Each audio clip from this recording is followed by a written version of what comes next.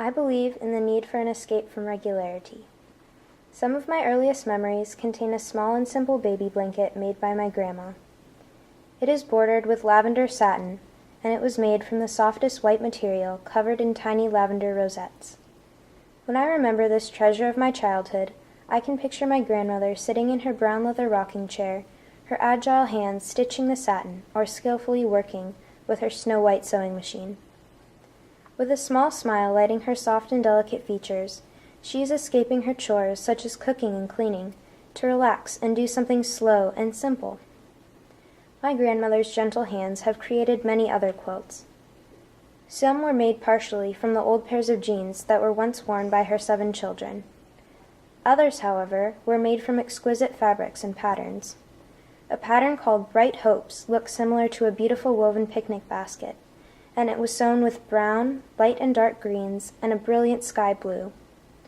Or there was the tea leaf pattern, with green fabrics cut into the shape of mint leaves, sewn in a repeating star pattern, and set against a pastel palette of creamy yellow and orange. My grandmother's sewing sets her apart from others. I suppose we all have little things that we do each day that free us from our sometimes dull and repetitive lives. We read books that take us to faraway places, or we go for a hike in nature. Perhaps we daydream about our ideal vacation, or socialize with friends. Everyone needs something special to make themselves unique from their peers. I consider myself a thoughtful person. When I was younger, I sometimes kept to myself because I could occupy myself with my own thoughts. Lost in my world of imagination, I would simply let my mind wander to wherever it wanted to take me. That kind of reflection was calming to me, and I felt the same way when I was in nature. One day about a year ago, I went for a hike on Piestewa Peak. The sound of shale crunching beneath my feet gave me satisfaction with every step. The sun was low in the cloudless sky, and the cactus-covered mountain was almost silent except for the singing birds.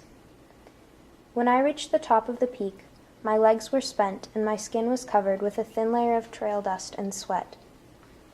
The sense of that small accomplishment, combined with the endorphins from exercising, made me feel happy and free. It removed a heavy weight of stress from my shoulders. I looked over Phoenix as the sun was setting like a dazzling orb of purple, orange, and peach-colored fire. The beauty made me feel as if I were glowing as brightly as the sun, and in that moment I felt a pure and pristine happiness. I had a realization that I needed something like this to balance the difficulties of my life. I needed the simplicity of a hike in the desert as much as I needed some form of a challenge through school or elsewhere. Artfully pieced together, this balance of simplicity and challenge formed an ornate and vividly colored patchwork quilt.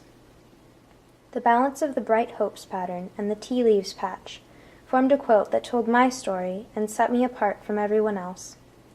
That day my hike was a refuge from school and homework and other ordinary parts of my day. It was my daily dose of a little something extraordinary.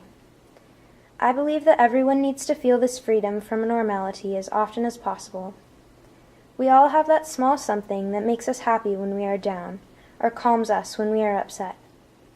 Maybe we all need to look for that little thing that makes us love the miracle of human life, that stimulates our senses, and makes us feel as bright as the setting Arizona sun. This I believe.